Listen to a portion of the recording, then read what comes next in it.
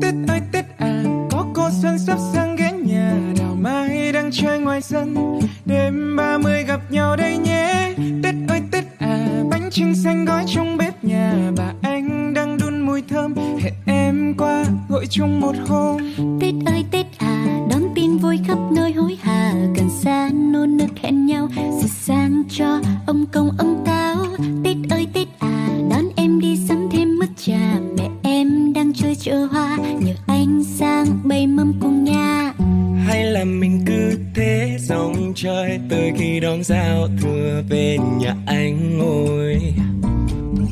Em chỉ sợ ba má em la, thế nên hẹn anh du xuân đến bên nhau thì thầm. Tết ơi Tết à, pháo hoa vang khắp nơi chúc mừng mùa xuân năm nay bình an, nhà ta ăn nên làm ra sung túc.